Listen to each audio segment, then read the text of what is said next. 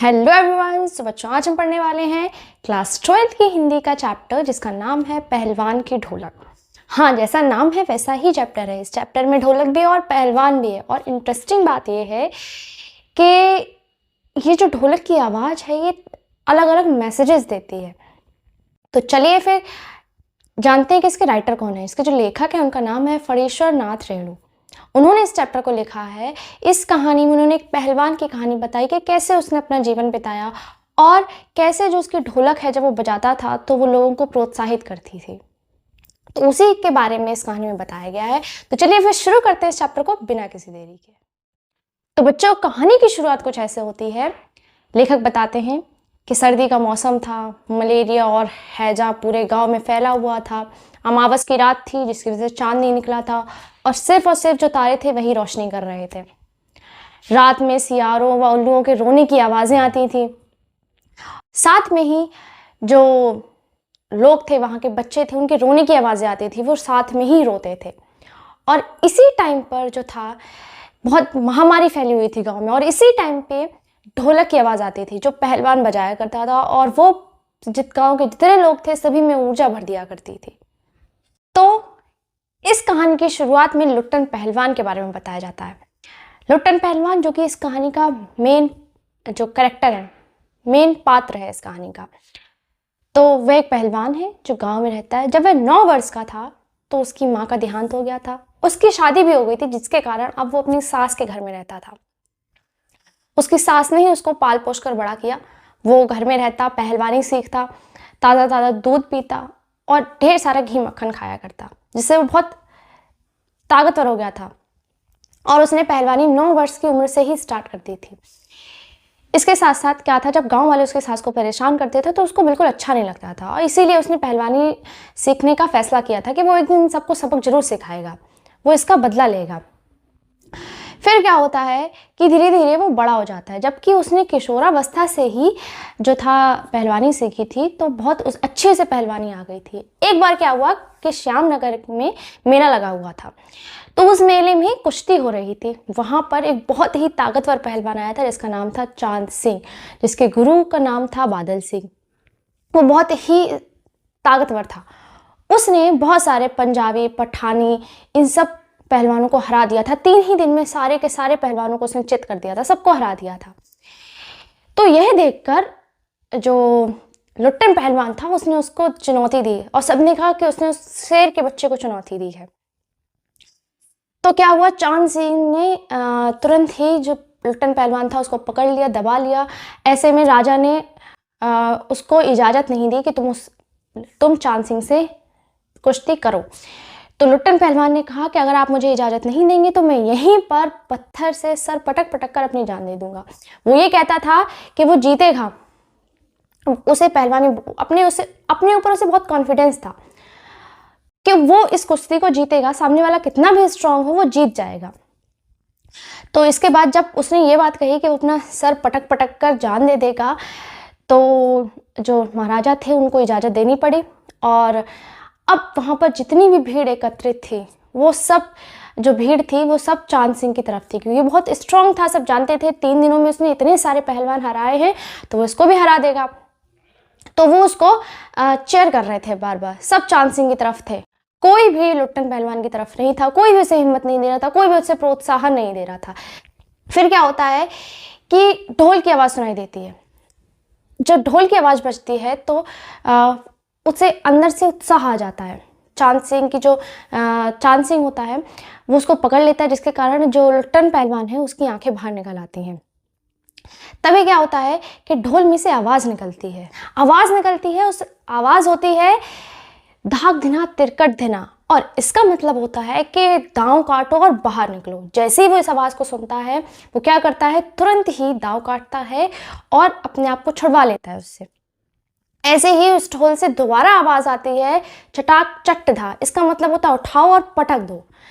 जैसे वो ये आवाज़ सुनता है चटाक चट धा, वो वैसे ही चांद सिंह को उठाता है और पटक देता है, उसको चारों कोने चित कर देता है। ढोल से आवाज़ आती है धिना धिना, जिसका मतलब होता है बधाई हो, शाबाश। वो उसको शाबाशी देती है, तुम बहुत बहादुरी, ये कहती है ढोलक। वो उसको समझता है, उसको ढोलक बहुत पसंद होती है, इसलिए वो उसको समझता है। तो वो इन सुरों का मतलब ये ढूंढता है। उसे ऐसा लगता है कि जब वो चटाक था उसने कहा, तो उसने कहा कि उसको उठाओ और पटक दो, तो वैसा ही करता है, चांद सिंह उठाता है और पटक देता है, और वो ये कुश्ती जीत जाता है। और सब हैरान हो जाते हैं देखकर। राजा बहुत खुश होते हैं, वो बहुत खुश होता है, और जाकर वो तुरंत राजा को गोद में उठा लेता है। जिसके बाद से क्या होता है, जो राजा होते हैं वो उसे अपने दरबार में शामिल कर लेते हैं। तब से वो उस दरबार में ही रहने लगता है। जो अब क्या होता है, अब वो बिल्कुल एक जो मदमस्त हाथी नहीं होता है उसकी तरह रहता है।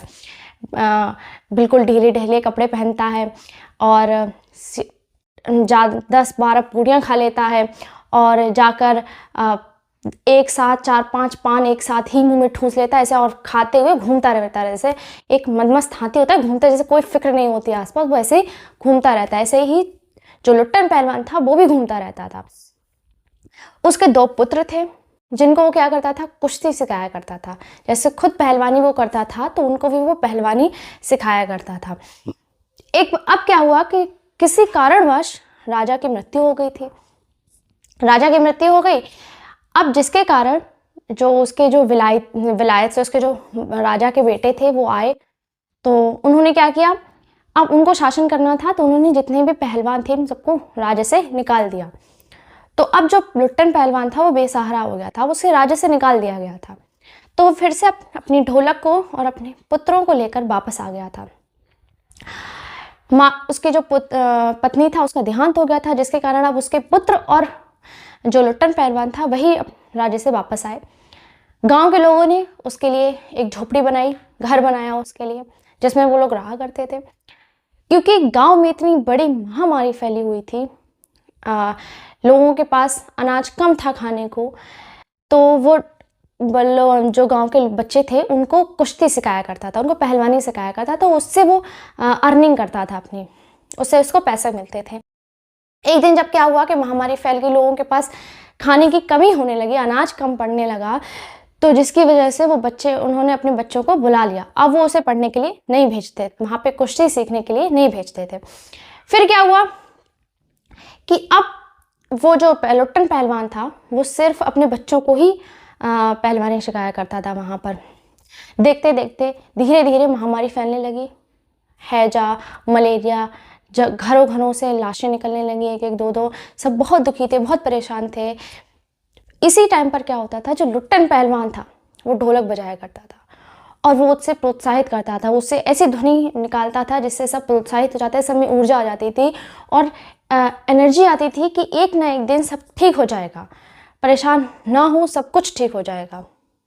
अब क्या हुआ कि एक समय ऐसा आया जब उस महामारी की वजह से उसके जो पुत्र थे वो भी चल बसे थे।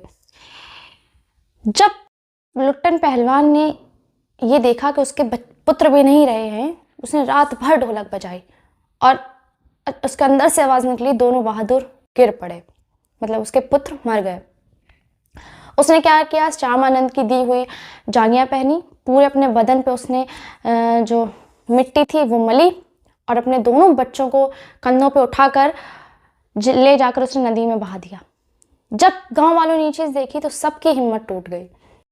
लेकिन फिर जब गांव वालों ने ये देखा कि फिर से जो लुट्टन की ढोलक है वो फिर से बजने लगी है, रात भर उसकी ढोलक बजी है, तो फिर से सभी में हिम्मत आ गई, फिर से सब हिम्मत आ गई कि अब ढोलक बज रही है। लेकिन फिर क्या हुआ, 4-5 दिन बाद एक रात को क्या हुआ कि ढोलक नहीं बजी। सब ये सोचा कि ढोलक क्यों नहीं बज रही है। जब लुट्टन पहलवान के शिष्य उसके घर आए, वहाँ आकर देखा, तो उन्होंने पाया कि लुट्टन पहलवान नहीं रहे हैं, उनकी भी मृत्यु हो गई है और वो पेट के बल लेटे हुए हैं। शिष्य अपने घरों में आकर बताते हैं कि हमारे गुरु अब नहीं रहे, और उनकी एक इच्छा थी कि जब उनके अंतिम संस्कार का समय आए तो उनको पेट के बल लेटाया जाए, क्योंकि आज तक कभी भी वो चित नहीं हुए थे, तो इसलिए उनको पेट के बल लेटाया जाए, और जब उनकी चिता जले तो उस टाइम पे ढोल जरूर बजाया जाए। तो बच्चों, यहीं पे हमारी स्टोरी फिनिश होती है। All the